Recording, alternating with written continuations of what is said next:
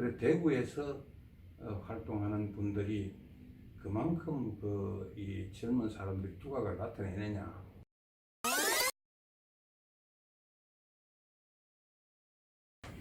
언론인 홍동훈으로서 소개를 좀 일단 하셔야 될 것 같은데, 언론인으로서 어떤 삶을 살아왔고 어떻게 언론인의 길을 걷게 되었는지 간략하게 말씀을 해주시면 좋겠습니다. 저는 사실 언론인이 구체적으로 어떤 일을 하는지 모르고 젊은 시절에 막연한 그런 생각을 가지고 언론인이 됐는데, 그 막연한 생각이란 게 뭐냐 하면은, 우리가 그 청년 시절을 보낸 거는 여러분들이 대구 시민들이 이제 와서 많이 깨닫고 있지만은 1960년 2월 28일에 2.28 민주운동이라는 게 일어났습니다. 그때 제가 경북고등 2학년생이었는데, 그 무렵에 우리가 가지고 있는 이 사회에 대한 충격이 대단했습니다. 정말 우리 사회가 이렇게 부정, 부패, 비리, 불의, 이 특권, 반칙 이런 것이 만연한다면은 과연 우리한테 이 앞날이 있겠느냐, 이런 절망감을 가지고 살 때에 도저히 이래서 안 되겠다. 그것이 있고, 우리 어린 심정으로는 그게 과연 그 이승만 정부가 무너지겠느냐, 거기까지 생각은 하지 않았는데, 어쨌든 4.19 이후에 이승만 정부가 무너지고 새로운 정부가 섰단 말입니다. 네네.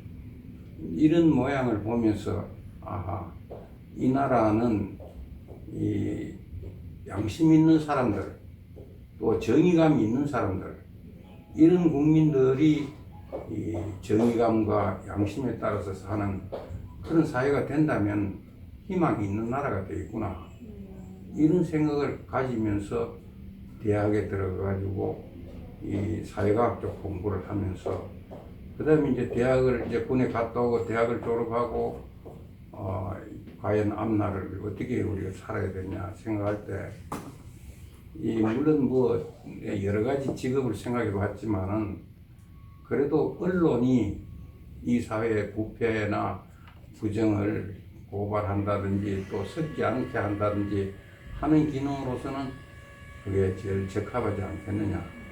이래서 실력이 되는지 안 되는지 모르는데 하여튼 시험 쳤더니 합격이 돼서, 그때는 또 그러고 취직하기 어려웠어요. 어려우니까 합격됐으니까 이제 부지런히 댕기는데, 그 결과가 제가 정년을 할 때까지 그 언론 한 직장에서 봉직을 하게 됐습니다. 그러다가 이제 제가 평소에 이제 그 언론계 종사를 하는 그 과정에 제일 주된 업무 분야가 정치 분야하고 문화 분야였습니다. 그래서 그 마지막에는 그 주필이라고도 그러고 논설 주관이라고도 그러는데, 이제 우리 매일신문의 전체적인 논조를 관장하는 그런 직을 맡아봤고, 대구시 문화예술회관 관장 자리가 그때 나서 한번 해보라고 해서, 그때 이제 2000년부터 대구시 문화예술회관장에 봉직을 하게 되었습니다. 그때는 2000년이라 그러면은 새로운 천년의 세기가 도래한다고 해서 우리 사회뿐만 아니고 세계적으로 2000년은 문화의 세기다. 문화가 이 세계를 바꿀 것이다. 문화가 이 세계 인류를 행복하게 끌어갈 것이다. 이런 희망을 가지고 새천년에 대한 기대를 가졌었는데, 그때 이제 제가 대구시의 전체 문화예술 행정의 집행기관인 예술회관장 자리를 맡았습니다. 그 당시에는 사실 대구 시립미술관도 없고 오페라하우스도 없고 콘서트하우스도 없고, 오로지 종합적인 이 전체를 관장하는 문화예술기관이라면 집행기관으로서는 대구시 문화예술회관장 그 자리밖에 없었습니다. 그래서 이제 거기를 맡아서 제가 한 6년 가까이 근무를 하면서 이런저런 일들을 좀 했죠. 하고 그 뒤에는 이제 직을 이제 그만뒀는데 그만두면서 지금까지 살아오는 방식은 늘상 뭐 글자가 글 쓰는 일이니까 칼럼을 쓸 때도 있고 아까 얘기했다시피 무슨 잡지 같은 거 편집한 것도 있고 또 그 단행본도 쓰기도 하고 뭐 이제 이런 그 여러 가지 문필 활동을 주로 하고 그 다음에 이제 여가에 혹시 이제 이런 지식인들 모임에서 뭐 특강을 해달라고 하면 특강도 하고 이렇게 이제 세월을 보내왔습니다. 너무 장황하게 얘기한 거 아닙니까? 아닙니다. 네. 대구 문화예술회관 관장이라는 이력이 제일 눈에 띄었는데 역임을 하시면서 이뤘던 성취와 활동에 대해서 좀 더 자세하게 말씀해 주실 수 있을까요? 저는 조금 전에 그 말씀드렸지만은 2000년이라는 그 연대는 그 우리 한국은 말할 것도 없고 인류가 일찍이 없었던 문화예술에 대한 큰 기대 이게 있었던 세기인데 사실 그때에 제가 문화예술회관장을 맡아서 대구의 어떤 문화예술을 어떻게 이 발전을 시키고 대구의 문화예술의 이 전개를 어떻게 이게 해줘야 되느냐 이런 생각을 많이 했습니다만은 제가 역량은 짧지만은 그래도 평소에 이제 생각하는 부분들은 뭐냐면은 크게 이제 예술이라 그러면 한 세 가지 정도를 얘기할 수 있는데 전시 예술이 있고 공연 예술이 있고 그 다음에 이제 글을 쓰는 이 소위 그 문필에 의한 문학적인 예술이 있다. 이렇게 이제 구별을 한다면은 대구시의 문화예술회관 자리는 직접적으로 관여하는 것은 전시예술과 공연예술입니다. 그러나 이제 글을 써서 하는 문학예술은 직접 관장을 하지 않고 간접적인 그 관장을 했는데 그때 이제 그 저희가 생각했는 것은 이 문화라는 것이 특히 예술이라는 것이 그 융합이 제일 이 앞으로 큰 과제다. 왜냐하면은 이전에는 각 장르별로 이 분업화되고 분화시켜서 그 장르의 전문성을 살리는 그런 예술들이 이게 성행을 했고 그런 예술의 성행을 통해서 예술적인 성취를 하고 또 사회의 어떤 예술 문화를 발전시킨다 이렇게 봤는데 2000년대부터 그 문화예술은 디지털 이 시대의 도래와 맞추어 가지고 소위 융합을 해야 된다. 그 다음에 이 종합을 해야 된다. 소위 이제 심포닉 예술을 해야 된다. 영어로 하면은 이런 이제 이 트렌드가 이제 왔는데 그 트렌드에 따라 가지고 이 우리 대구 그 시문화예술회관에는 예술단이 7개가 있었습니다. 7개가 있었는데 예컨대 이제 서양 음악을 하는 이 오케스트라가 있고 그 다음에 이제 우리 한국 음악을 하는 국악단이 있고 또 연극단이 있고 또 합창단이 있고 뭐 그 어린이 이제 그 합창단이 있고 그 다음에 무용단이 있고 현대무용단 이런 것들이 이제 각기의 어떤 그 예술 활동을 했는데 저는 이제 아까 얘기했듯이 심포닉 아트를 해야 되겠다. 말하자면 융합하는 예술을 해야 되겠다. 이런 생각을 가지고 7개 예술단체가 서로 그 하나의 어떤 그 테마와 공연 태제를 가지고 융합해가 발전시키는 이런 예술을 하는 쪽으로 했습니다. 그래서 이제 이 강이 만나서 바다로 간다. 뭐 이제 그런 제목인데 그게 뭐냐면은 그 우리 어떤 그 새로운 시대를 여는 어떤 그 트렌드들이 서로 융합해 가지고 하나의 큰 길을 열어가는 이런 의미를 가진 소위 그 뜻으로 신라 통일 그거를 그리는 국악 오페라 네. 뭐 이런 것도 이제 예를 들어서 만들기도 하고 그때는 뭐 그런 걸 많이 했습니다. 네. 그리고 또 한 가지는 이제 그 음악과 이런 전시 예술 이 장르를 통합하는 그런 현대 음악 요즘도 이제 하긴 합니다만은 그 이후에는 이게 조금 많이 위축됐습니다만 제가 할 무렵에는 이걸 시작해가 몇 년 동안 계속 했습니다. 그래서 이제 지금은 보면 특히 이제 무용하고 음악이 융합이 되면서 무용 음악으로서 아까 말 전시적인 상태하고 또 음악적인 상태가 융합되는 이런 음악들이 많이 이제 이게 이용되고 있습니다. 이제 이런 것들이 소위 그 무용의 연출, 그다음에 연극의 연출 이런 걸 통해 가지고 새로운 어떤 그 예술을 열어가는 이런 걸 이제 시도하도록 제가 많이 이제 그 힘을 보태주고 그런 예술가들에게 그런 쪽으로 가도록 많이 이제 북돋아 줬죠. 네. 좋고 그다음에 이제 이 전시 예술을 하는 쪽은 지금은 이게 창작 발전소 같은 데서 보면 집중적으로 그런 걸 많이 하던데 대구가 이제 말하자면 상당히 보수적인 도시다. 이래서 전반적으로 이게 침체되어 있는데 이 보수적인 도시를 좀 더 이게 진보적으로 좀 바꾸고 또 생각을 이제 닫힌 생각을 열게 하는 이런 걸 하자면은 예술의 어떤 힘을 좀 빌려야 안 되겠느냐.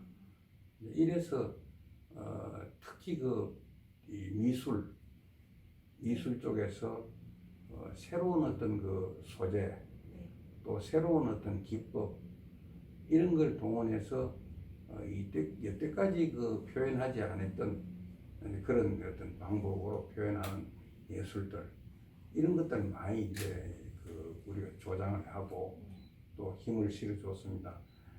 특히 이제 대구는 70년대부터 현대미술의 여기에 중흥지입니다. 네. 그래서 지금도 우리나라를 끌고 가는 현대미술의 어떤 성각적인 인물들이 대구 출신들입니다. 그래서 그런 전통을 특히 살려가지고 지금 이 시대에 맞는 그런 미술 사조를 열어가야 될 거 아니냐. 네. 이래서 그런 전시들을 많이 하도록 조장을 했습니다. 네. 그게 이제 지금까지도 많이 영향을 미치고 있는데 그래서 어디보다도 이 지역이 현대 미술이 많이 발전됐던 게 바로 그런 영향이 있지 않느냐 그렇게 생각을 합니다. 예, 그 정도로 얘기하면 되겠죠. 예. 네.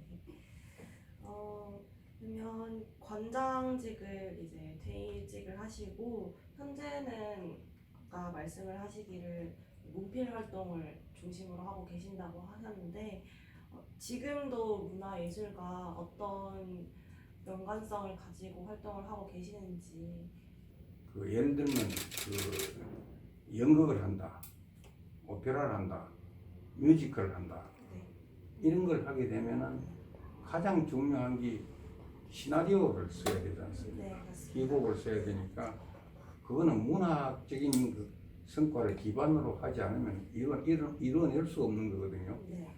그 다음에 또 음악 중에서도 이 일반 기악만 가지고 하면 그건 다르지만은 성악의 경우는 특히 이 창작 성악의 경우는 시적인 어떤 음악의 이런 가사가 필요합니다. 그래서 이거는 시를 다루는 그런 이제 문학적인 기반이 필요합니다. 네. 그래서 저는 이제 그동안에 이 창작 성악을 위해 가지고 이런 이제 시를 하는 사람들, 시문학을 하는 사람들하고 음악을 하는 사람들 결합시켜 가지고 이 활동을 조장하는 거. 네. 그런 걸 이제 많이 했고 또 이 시나리오도 제가 이제 그때 예산이 크게 안 돼가 공모는 못했지만은 그런 좋은 시나리오에 대해서 발굴하기 위해서 노력을 하고 실제로 그런 걸 통해 가지고 우리가 작품 활동도 시키고 이런 일들을 많이 했습니다. 그리고 네. 지금까지 예술하게 생각하는 것은 아직도 우리 대구는 아주 우수한 시나리오 작가들이 그렇게 흔치 않다. 네. 자원이 좀 빈약한 편이다. 이런 걸 지금 예술하게 생각하고 있고 그 부분은 더 진행을 시켜야 된다고 봅니다.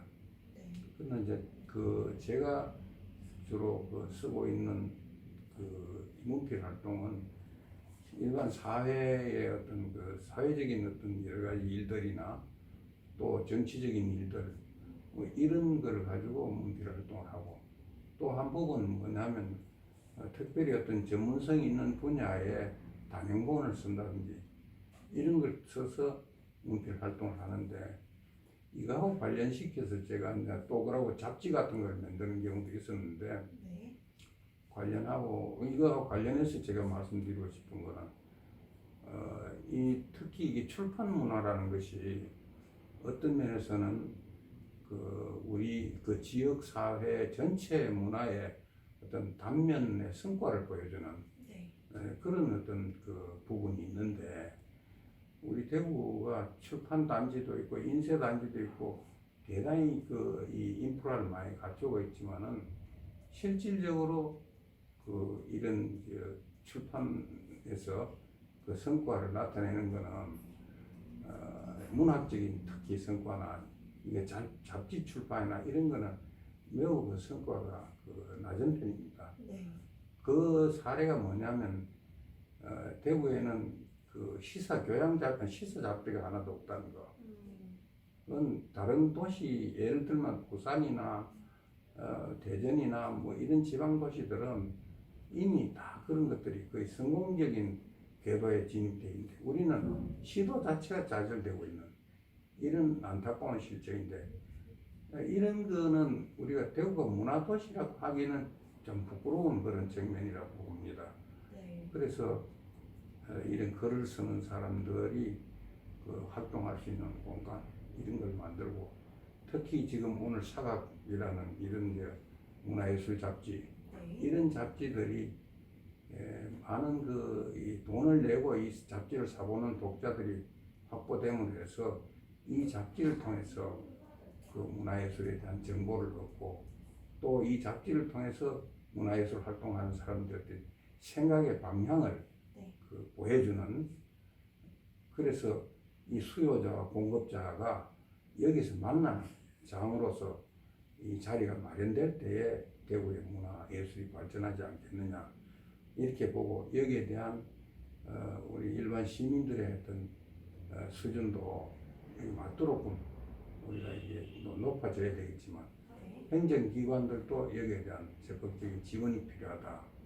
저는 이제 그렇게 생각을 합니다. 네. 아까 이제 예술에서 해설과 논평이 중요하다고 말씀을 하셨는데 이 부분이 차지하는 기능에 대해서 조금만 더 자세하게 말씀해 주시면 좋겠습니다. 예술의 논평의 기능이 100% 논평이라는 게 다 좋다는 건 아닙니다. 네. 그러나 이제 지금 보면은 논평이 의용 내지 장식적인 기능으로 많이 흐르기 때문에 논평이 없는 시대다 이렇게 보는 경우가 많습니다. 예를 들어서 시집을 낸다. 또 무슨 잡지를 무슨 소설을 낸다. 또 음악회를 한다. 또 전시를 자기가 이제 혼자 하는 그런 이제 전시를 할 경우에도 네. 팜플렛 같은 데 보면은 그 작가에 대해 가지고 쓰는 게 있거든요. 네. 그런 게 한결같이 그 사람은 아주 우수하고 훌륭하고 천편일률적으로 그렇게만 다루잖아요. 네.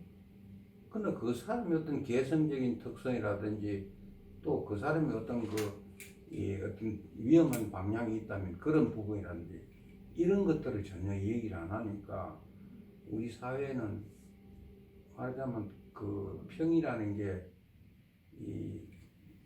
말하자면 그 사람이 무슨 옷을 입을 때 부러지 하는 다는 격의 그런 평밖에 더 됩니까? 장식적인 평이거든요. 그래 흘러가지고는 평이 그 문화예술 발전에 그 기여할 수 있겠느냐. 특히 또 과거에는 보면 일간지들이 이런 문화예술 평을 많이 했습니다. 네. 요즘은 거의 이제 이 작품이나 또 전시 이런 게 있으면은 정보를 소개하는 수준의 해설이지 평을 하는 경우는 극히 드뭅니다. 네. 그렇기 때문에 예를 들면 이 대구시 정부나 또 중앙정부에 돈을 받아가지고 무슨 그 예술 축제를 한다든지 네. 또는 그 작품전을 한다든지 이런 걸 하면은 그게 국민의 돈으로 했으면은 마땅히 객관적으로 그것이 잘 됐냐 못 됐냐 하는 걸 지적하고 잘못됐으면은 잘 되는 방향으로 가도록 이렇게 만들어줘야 되는데 네. 전부 다 잘 됐다는 이야기만 하면은 국민들이 돈을 내 가지고 과연 잘못됐는데 돈을 썼는데도 잘 됐다고 하면 그 앞날이 어떻게 되겠어요? 그래서 그런 면에서 우리 논평의 기능이 중요한데도 사실 그게 거의 지금 아주 빛을 잃어가고 있다. 이 현상은 우리나라만 그런 게 아니고 세계적으로도 또 그런 현상이 있는데 그래서 특히 우리의 경우는 이 문제가 더 심하다 이렇게 이제 보고 있는 거죠. 지금 문화예술계에서 일어나고 있는 그 비리나 부정, 최근에 그 보면은 미투 사건까지도 네. 이게 평의 부재에서 논평 부재에서 일어나는 경우가 많습니다. 네. 그래서 개인적으로 그 서로 술자리를 자주 해야 되고 개인적으로 무슨 여자 같으면은 여성성을 가지고 교제를 해야 되고 이런 문제가 생기는 게 뭐냐면 정당하게 이 논평이 있다 그러면은 시장에서 이게 모든 게 결정이 돼야 되는데 시장이 아닌 곳에서 결정이 되잖아요. 네. 이런 게 이제 그 논평 부재에서 일어나는 그 큰 부작용이다. 그렇게 말씀드릴 수 있죠. 대구에서 그러면 논평을 하는 평론가들은 어떻게 생각을 하십니까? 지금 이제 각 그 예술 장르별로 그 논평하는 사람들은 한두 명씩 있습니다. 네. 문학 쪽에는 좀 많이 있고 비교적 있어도 이분들이 활동 공간이 없습니다. 활동 공간이 없다는 거는 이분들을 불러가지고 논평 쓰게 해야 되는데 신문이나 잡지나 이런 쪽에서 그걸 요청을 안 하고 아까 말했다시피 작가들이나 혹은 전시나 공연을 하는 쪽에서는 장식적 목적으로 그 사람들 불러가니까 네. 그 사람도 먹고 살아야 되는데 쉽게 말하면 생업이 돼야 되잖아요. 네. 그러면 그런 활동 공간이 없으니까 설사 자격은 있다 하더라도 그 사람들이 있는지 없는지 유야무야한 경우고 또 있다 하더라도 공간이 안 주어짐을 해가지고 없는 것과 같은 이런 상태에 있다. 네. 그래 말씀드릴 수 있죠.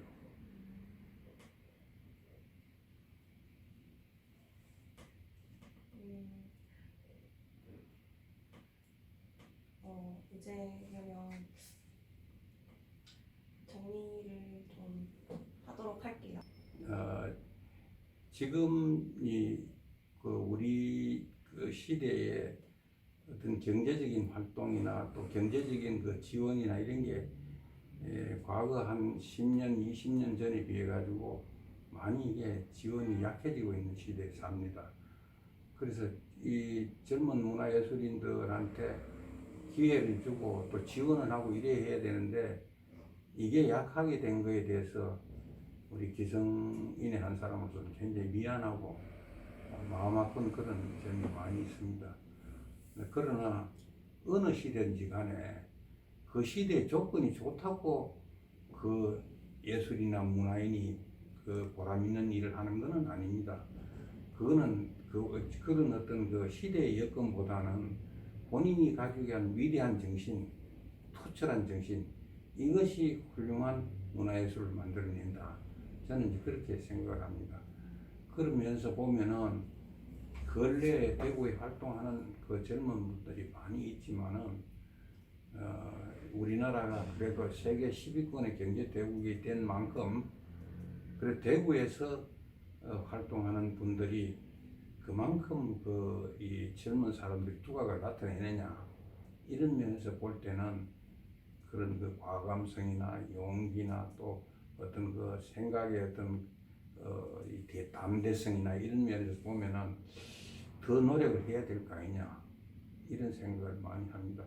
근데 간혹은 보면 그래도 세계에서 손꼽히는 어떤 그런 뭐 콘테스트에 나가서 그 이름을 날리고 이런 분들이 있긴 하지만은 근데 지금 이 저 대구의 그 문화예술 지망생들이 엄청나게 많은데 비하면은 성공률이 그 지나치게 낮고 또 한 가지는 뭐냐면 이 사실은 이 옛날에도 이 문화예술 쪽은 제일 발전하는 그 동력이 뭐냐면 그 동인의 성격이거든.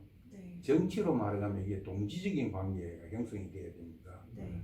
같은 생각을 가진 사람들이 같은 조류의 예술을 만드는 거. 예를 들면 뭐 인상파든지 뭐 후기 인상파, 뭐 야수파 이런 것들이 그 미술로 보면은 그런 거 아닙니까? 네. 그 뭐 서양에 보면 그런 그 사조를 일으키는 그 젊은이들의 이런 그룹이라든지 이런 것들이 많이 있었거든요. 네. 근데 대구 같이 이렇게 젊은 그 문화예술인들이 많이 있는데도 불구하고 그런 어떤 그 자기들만의 그 생각을 가지고 과감하게 떨쳐 일어서서 전진하고 나가는 이런 모습을 잘 보기가 어려운데 사실은 과거에 저는 이제 이 청년 작가들을 발굴하기 위해서 예술회관장 할 때 그 여러 가지 그 일을 했습니다. 했는데 지금도 청년 작가 그 이 발굴 작업이 계속되는 게 그때 제가 시도한 게 지금 계속되고 있습니다만 그래서 그 이게 관에서 발굴을 하는 그 이전에 젊은이들끼리 우선 생각을 서로 뭉쳐가지고 그 빨가벗고 아무것도 없이 한번 시작해보는 이런 용기를 가지고 한번 하는 그런 정신이 필요하지 않는가 이렇게 생각을 해봅니다. 자기관리 비법이라 그럴까 이거는 뭐 비법이라고 말하기는 어렵죠. 그 제가 살았던 시대는 그 지금 아프리카의 최빈국처럼 그렇게 어릴 때 살다가 지금 세계적인 이제 뭐 10위권 경제 대국이 된 이런 이제 압축 성장의 과정을 우리는 몸으로 살았기 때문에 이제 몸에 한 가지 붙어 있는 건 뭐냐면 지금 젊은 사람들보다는 좀 근성이 있다 그럴까? 내가 한번 해보겠다. 이 방향으로 해야 되겠다 그러면은 그 쉽게 포기하지 않고 끈질기게 걸음을 생각해보고 또 지가 할 수 있는 범위에서는 하고 또 그 자기의 어떤 그 능력을 배양하기 위해 가지고 이 스님들이 수행하는 그런 심정으로 일과 하루 일과를 뭐를 하고 운동은 어떻게 하고 뭐 책은 어떻게 하고 친구 관계는 어떻게 하고 이런 나름대로 이제 생각을 가지고 꾸준하게 사는 거 이게 이제 우리가 어릴 때 어렵게 살면서 이 세상을 살아온 하나의 그 삶의 뭐 좋게 말하면 지혜고 살기 위한 어떤 그 방편이고 이런 거지 이게 무슨 비법이다 이렇게 이야기하기는 어렵지 싶습니다. 예. 개인적으로 앞으로 어떻게 활동을 하실 건지 활동 방향에 대해서 좀 더 이야기를 해주시면 좋겠습니다. 저는 이제 아까도 그 살아온 그 일생기를 잠시 말씀드렸다시피 어떤 면에서는 이제 그 활동의 마감 시간이 다가오는 사람이 아닌가 이렇게 생각하기 때문에 앞으로 무슨 뭐 특별한 일을 한다든지 이런 뭐 계획보다는 적어도 이 능력이 조금이라도 남아 있는 한에는 그래도 해야 될 게 어떤 게 되느냐 일종의 이제 그 사명의식이랄까 뭐 그런 측면에서 제가 생각하는 게 있죠. 그거는 뭔가 하면은 지금은 아주 그 구체적인 그 문제를 가지고 다루는 이런 일을 하는 것보다는 우리 사회가 그래도 크게 대국적으로 봤을 때 과연 이게 이제 어떻게 이게 돼야 제대로 돌아가겠느냐. 네. 문화예술 분야들 또 큰 방향에서 어떻게 가져야 되겠느냐 이런 거를 살피면서 네. 내한테 기회가 주어지면은 그런 거에 대한 이야기도 하고 네. 또 글도 쓰고 이렇게 해야 되지 않겠느냐 그런 일종의 사명의식 비슷한 생각을 갖고 있는데 그 기회가 주어져야지 가능한 일이라고 보죠.